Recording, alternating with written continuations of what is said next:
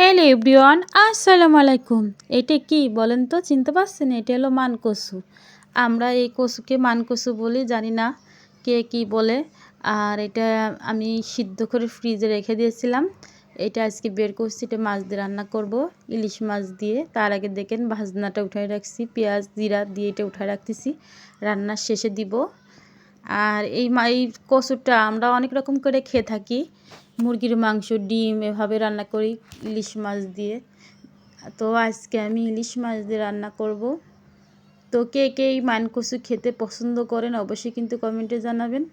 এই যে ইলিশ মাছগুলো ভেজে নিচ্ছি, আর এই যে তরকারিটা কষায় নিয়েছিলাম, কষানো প্রায় কাছাকাছি। এটা পানিটা শুকাই গেলে আমি ঝোলের পানি দিয়ে দিব, বেশি ঝোলের পানি দিব না। আর এটা খায় না, আপনার ভাইয়ারা খায় না এই কচু, এই জন্য তার জন্য বেগুন দিয়ে আলু দিয়ে রান্না করব, 2 পিস ইলিশ মাছ দিয়ে। এই যে বেগুনের জন্য মশলাটা কষে নিলাম, এই যে বেগুন আলু ইলিশ মাছ দিব 2 পিস, তার জন্য। সে খায় না কচু, এই জন্য। মাঝে মাঝে যখন বলি যে এটা কচু না আলু, তখন খেয়ে ফেলে।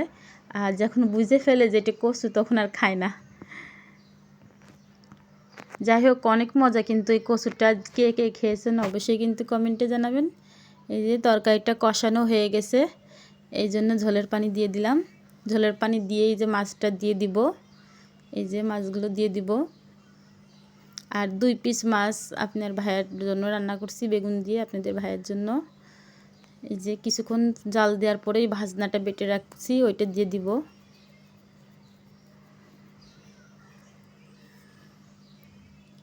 বেশি নাড়া যাবে না, আস্তে আস্তে হতে থাক। আর এই যে বেগুনের তরকারিটাও কষানো হয়ে গেছে, 2 চুলায় রান্না করতেছি। একটু বাইরে যাব, এই জন্য। তো বাইরে যাওয়ার আগে আপনাদের ভাইয়া নাস্তা আনছে, ওইটা খাবো, খেয়ে তারপর বাইরে যাব। এই 2 পিস মাছ আপনাদের ভাইয়ার জন্য রান্না করতেছি, উনি তো কচু খায় না, এই জন্য। এটা পানি দিয়ে নাস্তাটা করে বাইরে যাব। এই যে গিরিল আর নান রুটি আনছে। আমাদের আবার বাইরের খাবার খেতে অনেক ভালো লাগে, জানি ঘরেরটার থেকে বাইরের খাবার খাওয়া ভালো না, তারপরেও খাই। আর বাচ্চারা মাঝে মাঝে বায়না ধরে বাইরেরটাই খাবে, তো আর কি আর করা, এই জন্য আনা হয়েছে, খাচ্ছি। তো যাই হোক, কেমন হয়েছে ভিডিওটি ভালো লাগলে অবশ্যই একটা লাইক, একটা সাবস্ক্রাইব করে দিবেন। আর সবাই ভালো থাকবেন। আল্লাহ হাফিজ।